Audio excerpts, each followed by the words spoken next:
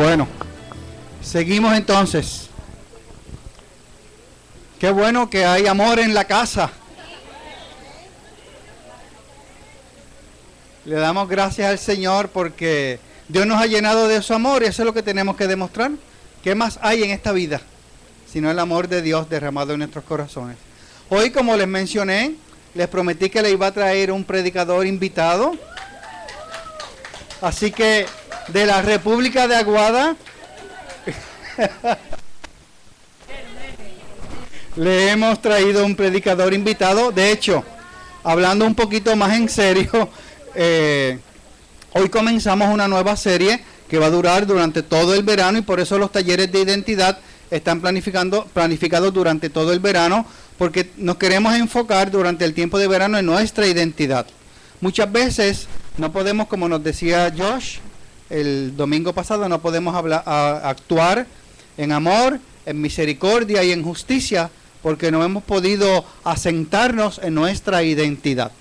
Por lo tanto, comenzamos hoy, el pastor William comienza la serie de identidad, yo la sigo la semana que viene y diferentes personas van a estar tratando en el tema de la identidad durante el tiempo del verano. Y la cierra me parece que la pastora Carmen para finales de julio. Así que le damos gracias al Señor por el pastor William, por su esfuerzo, por su dedicación, por su preparación para esta mañana y vamos a orar por él. Porque Dios quiere hablarnos y nosotros queremos que Dios nos hable. Dios quiere transformar nuestros corazones. Padre, en esta hora, en el nombre de Jesús, te damos gracias, Padre, por tu amor, por tu misericordia, porque tú has derramado en nuestros corazones tu Espíritu Santo, que nos llena de tu amor, de tu gracia, y porque nos das esos deseos tan tremendos, Señor, de conocerte, de servirte, de amarte, de continuar prosperando en tu voluntad. Y por eso, Espíritu Santo, te pedimos que venga sobre Pastor William, igual que sobre todos nosotros. Y tú, Padre, te glorifiques en nuestras vidas hoy. Gracias, Señor. Oramos en el nombre de Jesús. Amén.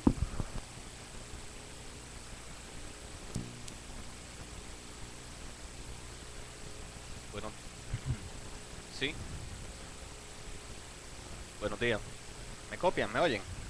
Qué bueno. Primeramente, ¿verdad? Le damos las gracias a Dios por el privilegio que nos concede estar acá nuevamente, una más. Y como, ¿verdad? Indica, ¿verdad? Pastor Marvin, vamos a comenzar con una serie. Estamos comenzando hoy con una serie que va a estar enfocada precisamente en la vida de José. Y José, ¿verdad? Vamos a dar un poco más de detalle sobre la vida de él, pero antes de comenzar con la predicación me gustaría mencionar una anécdota que me pasó durante este fin de semana. Obviamente pues yo me estoy preparando para este mensaje en el día de hoy y el material estaba muy bueno e interesante a la misma vez y de verdad que les puedo decir que estaba bien motivado. Y entonces, curiosamente, ya yo prácticamente tenía el material listo y me faltaba más bien solamente organizarlo en el día de ayer y había decidido tomar el día de ayer para realizar esa actividad. Pero el viernes por la noche, resulta ser que yo tengo negocio, para los que no lo saben, tengo una panadería y como a eso de las 7 de la noche me informan que no había agua en la panadería. Cuando voy allá, pues es el sistema de bombeo el que parece ser que se dañó y toda esa cosa. Y me crea una alta tensión esa situación porque precisamente hoy nos llegan unos grupos que nosotros hospedamos también, gente de viajes misioneros que hacen a la isla y pues si ellos no tienen agua, pues obviamente pues no los puedo hospedar. Así que mi viernes, está terminando, con un problema inmenso donde no tengo agua dentro del negocio y no voy a tener agua para los clientes que van a estar llegando. Yo voy y verifico el sistema y no está funcionando. Y la realidad es que dentro de para sumarle estrés a la situación, pues todavía me faltaba terminar de organizar el material el día de ayer, que yo lo había sacado, pues para eso. Así que imagínense, ya yo en mi mente, en mi corazón, yo dije, la verdad que esto no puede ser peor, ¿verdad? O más para lo que está pasando. Pero les puedo decir que curiosamente, pues decidí mantener la paz y lo único que dije en mi corazón, yo dije, ok, Señor, Yo lo que hago es que mañana por la mañana me levanto temprano, verifico la bomba de nuevo, y si tengo que ir, comprar una y montarla y todo eso, pues yo vendré, terminaré como a las 2 o 3 de la tarde, y después entonces terminaré de organizar el material. Ese fue mi plan. Al otro día, cuando me levanto, yo me levanté temprano, iba de camino para la panadería y verifico el sistema, y de momento verifiqué, y para la gloria de Dios había agua y la bomba pues había prendido, y entonces pues continué ¿verdad? Con las actividades. Ok, tengo que, ¿verdad? Mencionar que en una Maribel la noche anterior me había dicho, mira Willy, abre esto aquí para ver si esto mejora el sistema. Yo no le hice caso, ok, así que tengo que destacar que mi esposa, ¿verdad?, hizo una gestión, y posiblemente ella fue la que le arregló la bomba. Así que la anécdota, la enseñanza, el aprendizaje es, ok, mantenga la calma. Y escuchen a la esposa, y escuchen.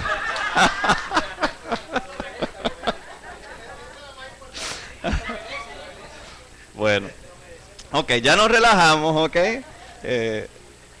Pues hablando ahora de José, ok, dejemos a las esposas, que tanto las amamos, ¿verdad?, por el momento. Hablando de José, ¿quién de nosotros no quisiera aprender de una persona o ser energizado a través de unas enseñanzas de un individuo que se levantó por encima de la adversidad y de tanto sufrimiento, y aún mantuvo su pureza? Y ese fue el caso de José. Nosotros vemos a José como un personaje donde nosotros sabemos que pasó por muchas situaciones, pero que al final es como la historia de Disney, parece, ¿verdad? Todas las historias de Disney pasan por muchos sufrimientos y después felices hasta de ahí en adelante, ¿verdad? Pero nosotros sabemos que la vida no es así. En realidad nosotros tenemos siempre momentos felices, y después siempre vamos a encontrar momentos de adversidad. Y sabemos, ¿verdad?, que hubieron momentos difíciles en la vida de José, pero después, aunque todo fue muy bueno para José al final de su historia, la realidad es que nosotros sabemos que mientras nosotros sigamos viviendo en esta tierra, siempre vamos a vivir experiencias donde vamos a encontrar adversidad. Y eso yo le digo a la gente, yo cuando tenga 98 años todavía voy a estar teniendo alguna serie de problemas, o estar batallando incluso con algunas situaciones particulares. Y porque sé que voy a llegar a viejo, pobre de mis hijos, ¿ok?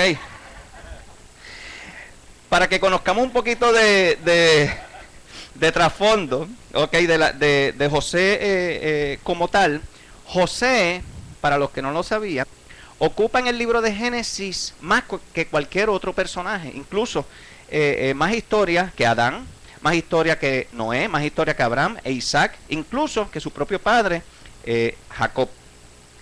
Y obviamente sabemos que José fue un joven, una persona que vivió para la gloria de Dios, y de forma interesante evitó siempre experimentar algún tipo de resentimiento a pesar de todas las experiencias que él estaba viviendo.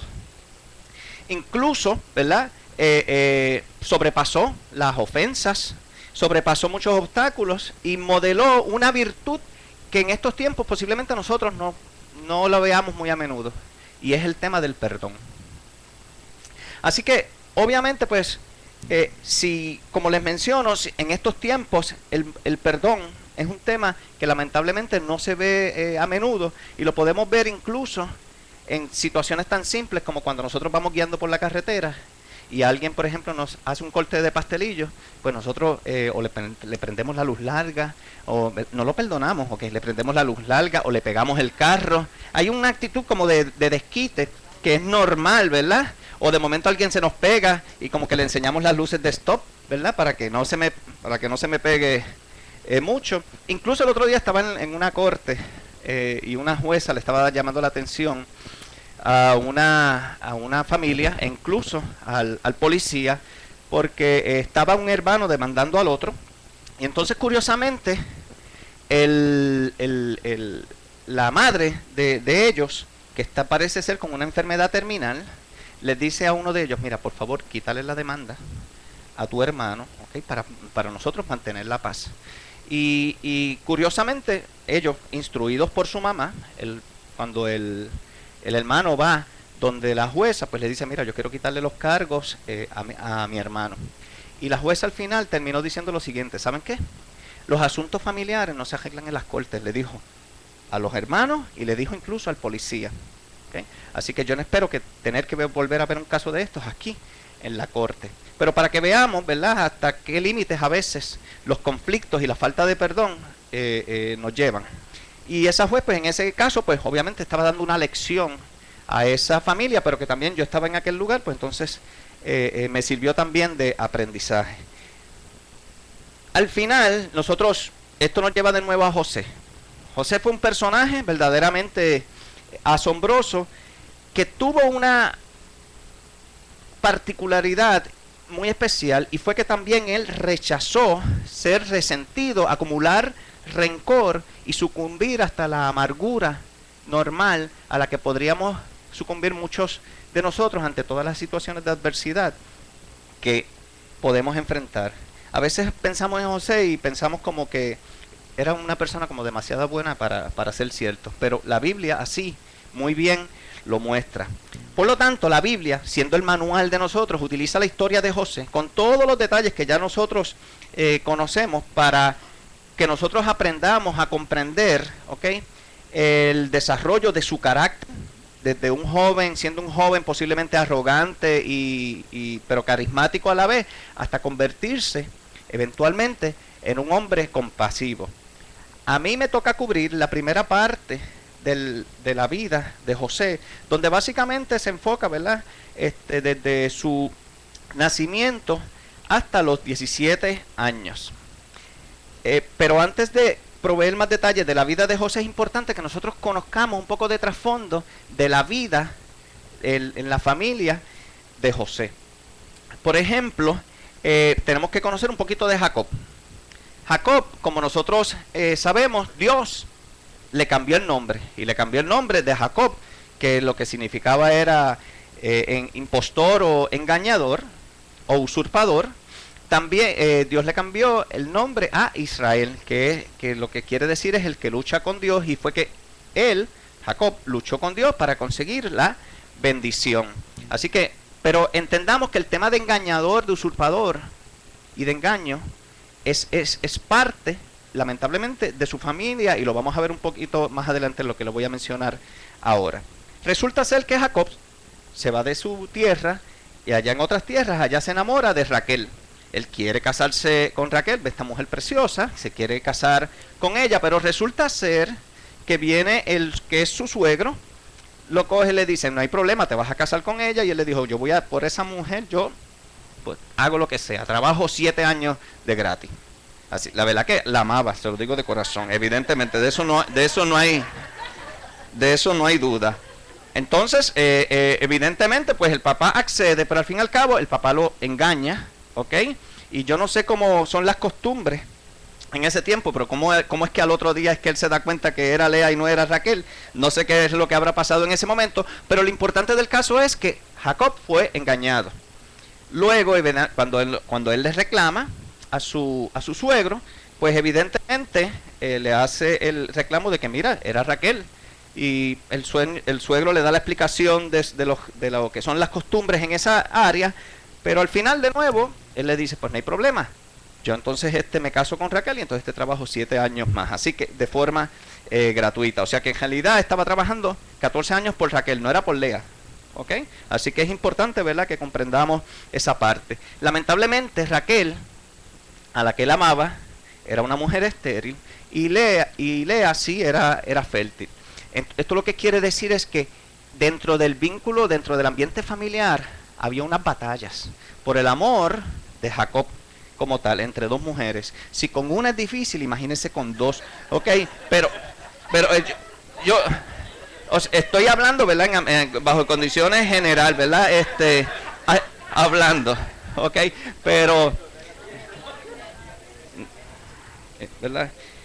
Que se entienda, ¿verdad? No vayan a malinterpretar lo que quiero decir. Pero imagínense del ambiente, lo tenso que estaba la situación, ¿verdad?, dentro de ese hogar. En adición a eso, además de ese problema que obviamente lo vivían las madres, pero también lo estaban viviendo los mismos hijos de ellos, porque nosotros sabemos que esas son situaciones que se palpan cuando en realidad Jacob mostraba un amor más especial por Raquel, ¿ok? También Jacob decide regresarse a su tierra de Canaán, y de camino a Canaán ocurren tres eventos que son tres desgracias de camino hacia acá. Una de ellas es que cuando ellos están de camino hacia Canaán, la hija de ellos es violada, Dina. Pero aquí podemos ver en ese momento una reacción de pasividad, o sea, de no acción por parte de Jacob. Y lamentablemente eso es uno de los problemas medulares que él tiene durante su vida y lo que repercute en grandes problemas posteriormente. Jacob, cuando se entera que su hija fue violada, él no se preocupó por ella. Él se preocupó por la relación de su familia con la gente de alrededor. Él no fue a ver cómo ella estaba para asegurarse de que si ella estaba bien y no, o no. Al fin y al cabo, por lo único que él se preocupó era por el tema de las relaciones con las comunidades alrededor. Así que vemos una actitud de pasividad y de no enfoque hacia sus hijos, en este caso particular, hacia Dina. Sus hijos, los hijos de Jacob, a modo de venganza ante la inacción de Jacob, lo que hacen es que engañan al violador y al papá de él, y entonces y a los demás hombres de aquella comunidad, y terminan asesinándolos. Así que la inacción de Jacob repercute en que sus hijos se convierten en asesinos. Después de eso, para colmo, ya gracias a Dios, Raquel ya había tenido un hijo, Dios la había hecho fértil, y resulta ser, pero que durante el camino estaba embarazada nuevamente, entonces iba a nacer Benjamín, o nació, mejor dicho, Benjamín durante el camino. Pero para desgracia de Jacob, Raquel muere. Así que todo esto ellos no han llegado a Canaán y ya han pasado dos eventos desgraciados, pero no termina ahí. Jacob no está ni siquiera todavía terminando el tema de duelo, de pasar una situación bien difícil, con la muerte también de Raquel, cuando su hijo Rubén, el hijo mayor, viene, comete, ¿verdad?, un acto incestuoso y se acuesta, ¿ok?, con una de las concubinas de Jacob, ¿okay? O sea, la mamá de uno de sus hermanos.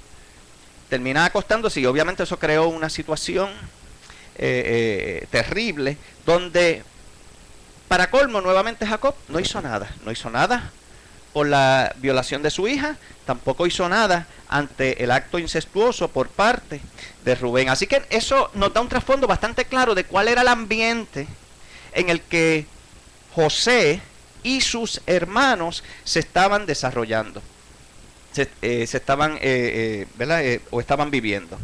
¿Qué ocurre? Después de eso, resulta ser que José o Jacob, mejor dicho, tenía un favoritismo especial por José, y ese es uno de los peores errores que nosotros como padres podemos hacer, y es favorecer a uno de nuestros hijos. Si podemos pasar al siguiente slide, por favor. Y varios de los motivos por eso eran los siguientes. Como José era el hijo mayor de su esposa preferida, pues entonces Jacob tenía un amor más especial por él. No estamos diciendo que sean razones válidas, ¿ok? Estamos explicando más bien que por qué razón entendemos, o sabemos, mejor dicho, de que la preferencia de Jacob por su hijo José. También cuando los padres ya después tienen hijos, generalmente casi alrededor de los 50 años o posterior a eso, tienden a tener históricamente un tipo como de preferencia por los hijos, porque tienden como a tratar de como reivindicarse con ese hijo menor, posiblemente lo que no hicieron con los otros. Y ahí entonces vemos algún tipo de favoritismo, y eso es uno de los otros motivos por los cuales entendemos que Jacob favorecía a José. También podemos mencionar que José era el que le traía la información o mejor dicho, traía un reporte sobre las actividades de sus hermanos, si ellos estaban actuando en buena lid, si estaban haciendo las cosas bien o no. Y entonces obviamente pues a veces si yo veo que tengo acá estos malandrones acá que me están haciendo la vida imposible, y tengo este otro acá que está funcionando como yo quisiera, pues entonces tengo lamentablemente, ¿verdad?, el favoritismo por porque me da menos dolores de cabeza de los que me dan estos acá. Y no terminando así, Jacob comete un acto más de favoritismo por su hijo. Él decide comprarle una túnica. Y una túnica que, según he logrado, ¿verdad?, investigar, lo convertía en una persona como distinguida dentro de la familia, lo cual le compra esa túnica única y exclusivamente a José y nada para los demás hermanos. Así que esto es parte de lo que comienza a crear en los hijos de Jacob un odio, un enojo por el favoritismo que su padre tenía para con su hijo. Y nosotros no podemos pensar, podemos pensar que los hijos de Jacob podrían ser ellos rebeldes, engañadores y vengativos, pero bobos no eran. Y al fin y al cabo, ellos en su corazón lo que pensaban era, esto, ante la inacción de nuestro padre, esto no se va a quedar así.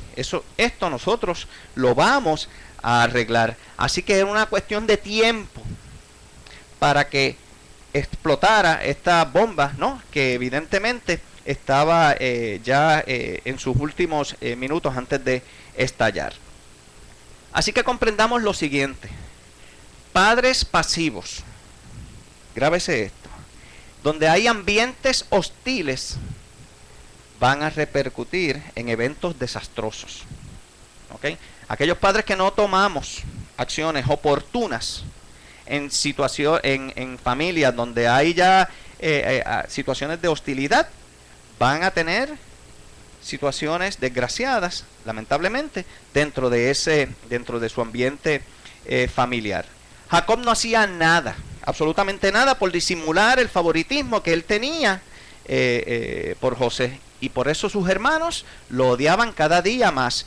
Pero esto se va a empeorar, y resulta ser que José tiene unos sueños, y José lo que hace es,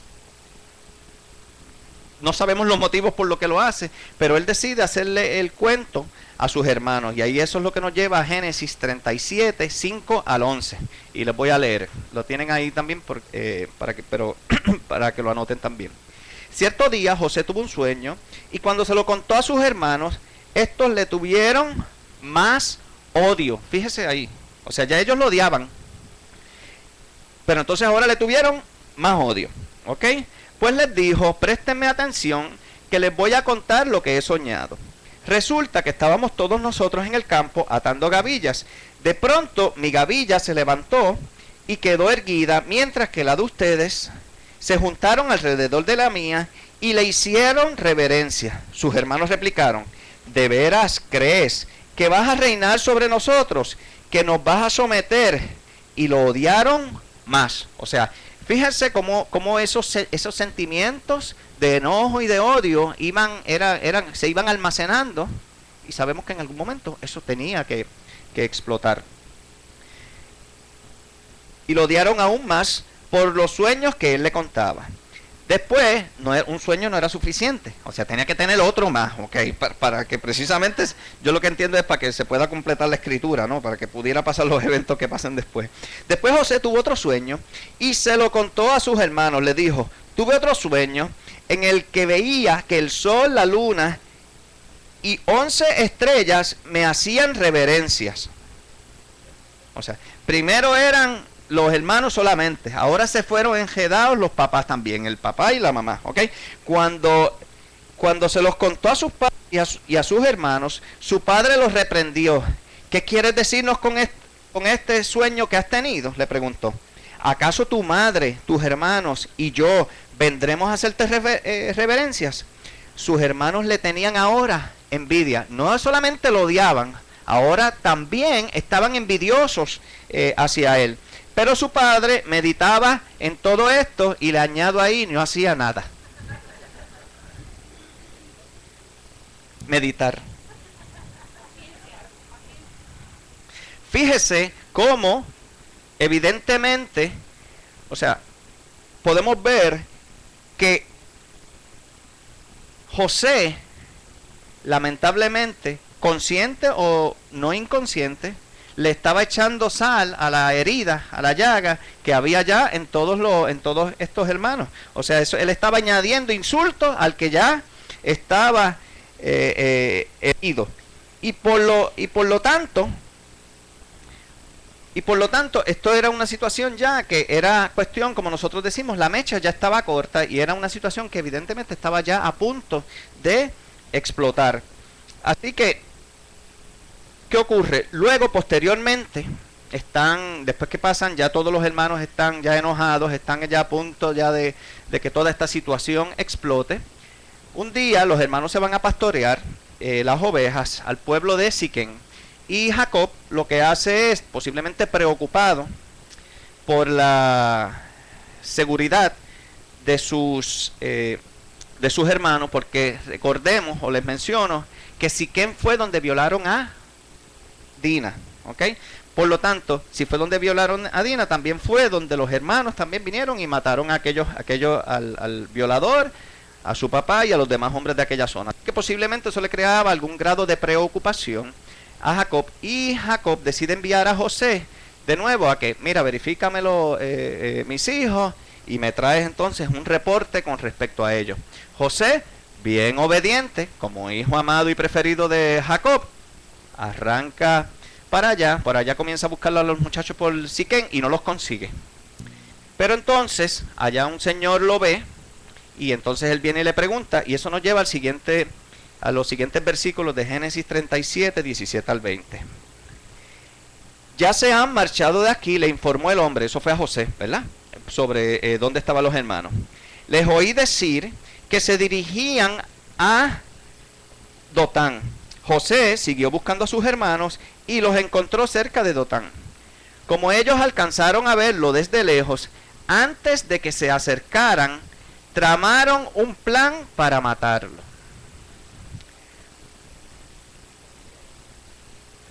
Pensemos en lo siguiente, ya ellos habían matado antes.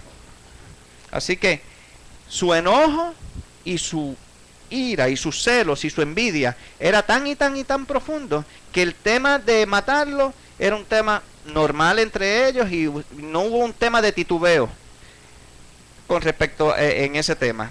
Se dijeron unos a otros, ahí viene el soñador.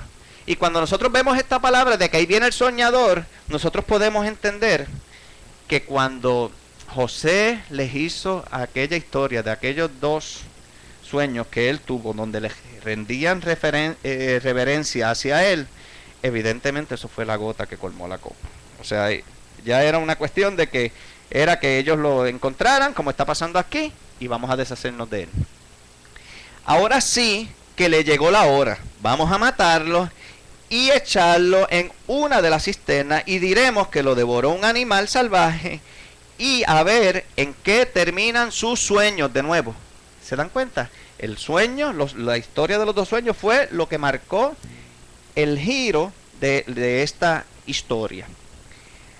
Era evidente que los ambientes hostiles que se estaban viviendo en esta familia iban a sobrepasar unos niveles, llamémoslo así, normales.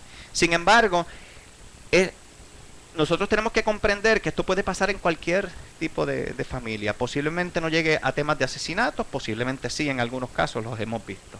Pero al final nosotros tenemos que estar conscientes que la inacción de nosotros como padres puede repercutir en situaciones desastrosas, como en este ejemplo que estamos acá mencionando.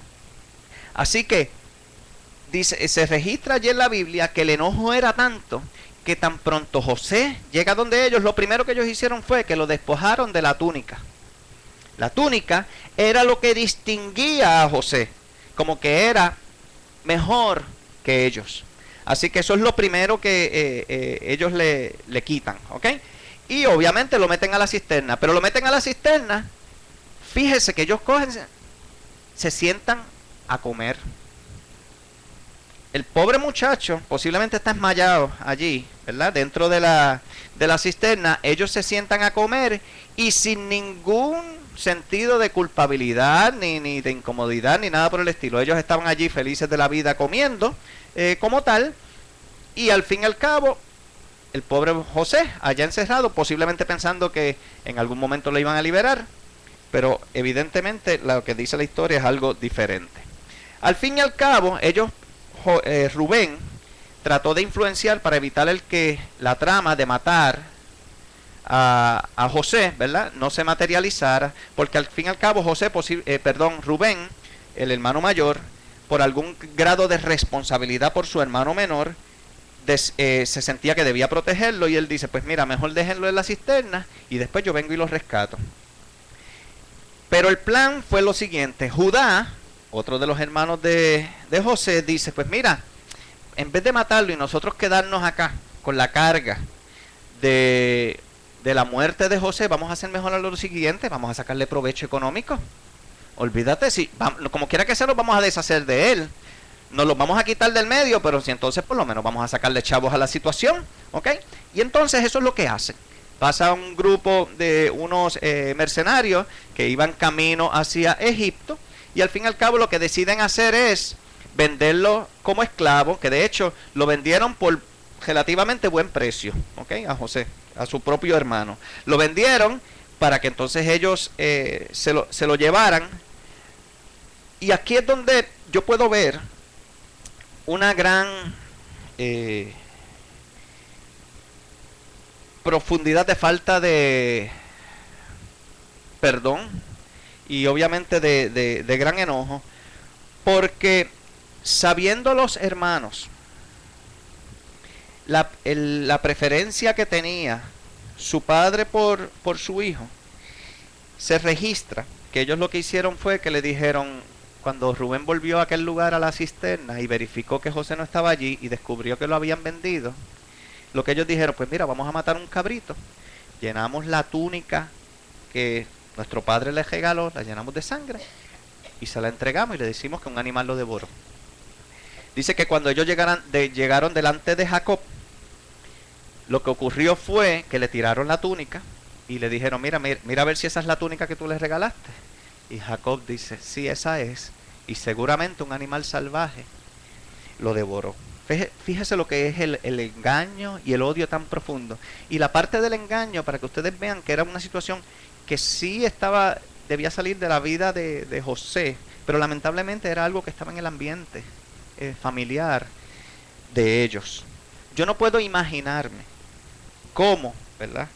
Porque no sé lo que es perder un hijo, ¿ok? Así que yo no puedo imaginarme el dolor tan profundo que Jacob tuvo que haber experimentado en aquel momento, aquella noche, y posiblemente por el resto de sus vidas.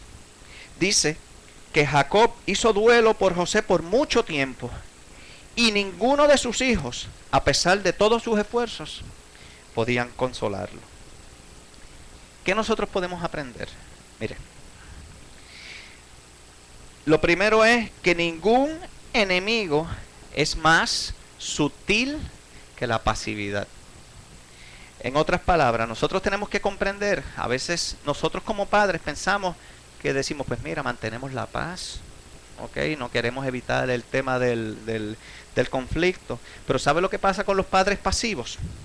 Es que eventualmente van a disciplinar. Pero ¿sabe cómo disciplinan? Con rudeza, a veces con enojo. Lo que ocurre es que la pasividad viene, se va acumulando, y se va acumulando, y se va acumulando hasta que de momento explota. Y entonces cuando venimos, en vez de disciplinar a nuestros hijos, terminamos a veces brutalizándolos o maltratándolos.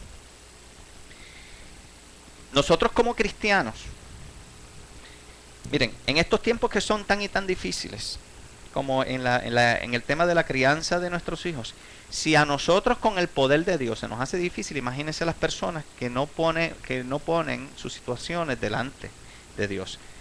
Y si tenemos duda de lo que está pasando, Stephen Covey escribió en su libro Los 7 hábitos de las familias altamente efectivas sobre una anécdota de un padre que tenía un hijo de 7 años. El hijo estaba teniendo una serie de pesadillas y el papá empieza a indagar a ver de qué es lo que se trata y a ver de dónde, ¿verdad?, es que viene toda esta situación. Y según el padre está hablando con su hijo, descubre que el hijo tiene un amigo de 9 años. Ese, que es un vecino, ese niño de 9 años, en el sótano de su casa tenía una tienda de pornografía. Un niño de 9 años tenía una tienda de pornografía en el sótano de su casa. Y su hijo de 7 años estaba, ¿verdad?, recibiendo parte de esa información de pornografía explícita. Y usted podrá, ¿verdad?, muchos de nosotros podemos decir, bueno, la verdad que eso nos debería francamente sorprender. Pero vea la siguiente estadística.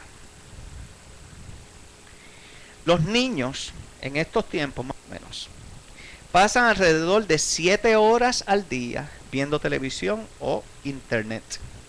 Y solamente 5 minutos con sus padres en comparación. Esa es la estadística. Así que eso nos deja saber a nosotros que en realidad, ¿quién está cuidando a nuestros hijos? ¿Los 5 minutos que nosotros posiblemente le estemos dedicando? ¿O las 7 horas que ellos están recibiendo de educación en televisión e internet? Y usted podrá decir, ¿y cómo se relaciona esto con la predicación de esta mañana? Precisamente, que comprendamos que la inacción, la pasividad, es un enemigo. Y a nosotros lo que nos corresponde es, como padres, es atender, ¿verdad?, lo que nosotros llamamos, tenemos que atender oportunamente cada situación que nosotros veamos, y que obviamente tenemos que dedicarle tiempo a nuestros hijos y velar por ellos. Tenemos que cambiar, no podemos ser parte de esta estadística que nosotros estamos viendo aquí.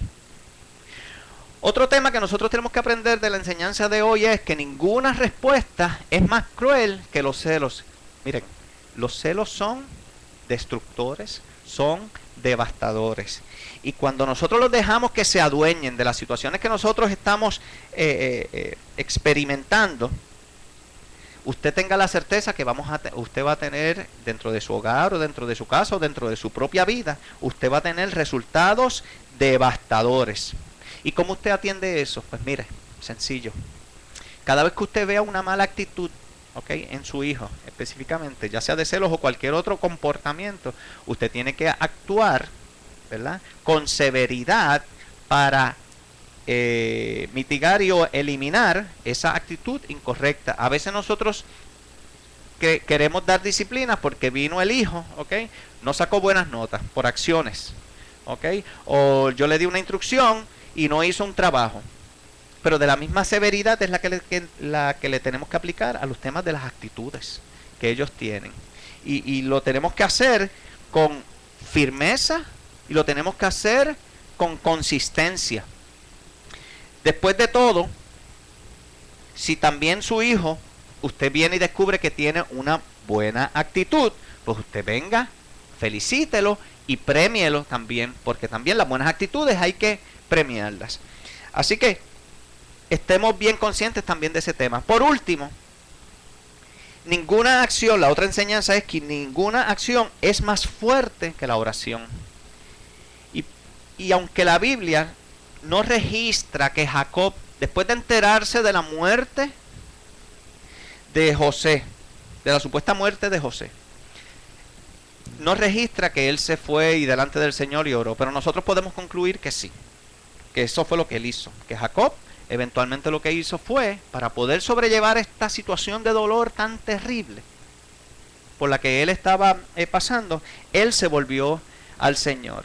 Y de igual forma, veamos lo siguiente. José va de camino hacia Egipto con un grupo de personas que no conoce.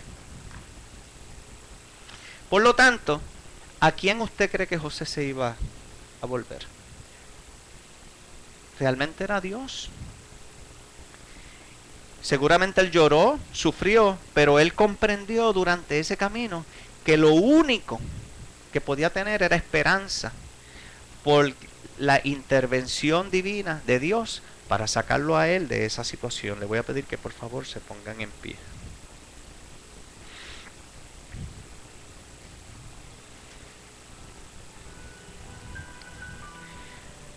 Como ya les indiqué, hoy, ¿verdad? Nosotros nos quedamos en esta historia, en la parte de una en la parte en la que José iba de camino hacia Egipto, solo. Así que dejamos a José en una situación precaria, abandonado por sus hermanos, a la merced de mercenarios en ruta a un destino desconocido. Yo creo que a veces eso es lo que a nosotros nos pasa. Nosotros estamos viviendo situaciones en la vida en las cuales nos encontramos. No nos encontramos en esta historia de José donde ya estamos por la parte final, donde ya todo es prosperidad y las cosas nos están yendo bien y todo eso. No, estamos a mitad. Y resulta ser que estamos pasando momentos tristes, angustiosos y posiblemente difíciles en los que nos encontramos donde nos encontramos en una etapa que no sabemos qué va a pasar mañana, no sabemos lo que va a pasar dentro del próximo año. Es altamente probable que en el camino José debió determinar que no iba a contaminarse a sí mismo con pensamientos de derrota y de venganza para desquitarse. Y ese es uno de los consejos que yo les quiero dar a ustedes hoy, esta mañana.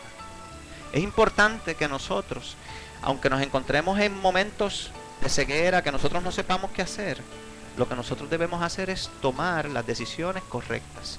Si usted no sabe qué hacer, usted hace lo que es correcto. Y si usted no sabe lo que es correcto, usted no hace nada.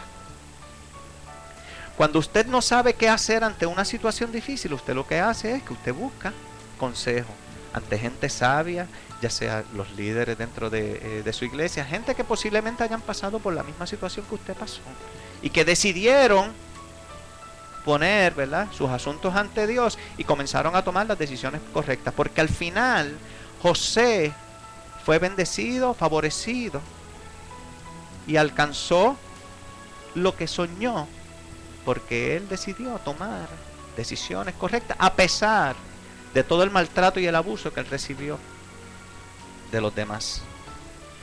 José no pudo ni siquiera enviarle ni una nota de despedida a su padre, que ya estaba viejo, así que seguramente él podía concluir que no lo iba a volver a ver jamás. Así que, pero José tenía certeza de algo, y él sabía que Dios estaba al tanto de la situación que le estaba pasando. Y eso es lo otro que yo te quiero recordar hoy. Dios está al tanto de lo que tú estás viviendo y experimentando en este día. Y al fin y al cabo, ¿sabes qué? Dios está dispuesto ahora mismo para recibir ese ruego por esa petición particular que tú tengas.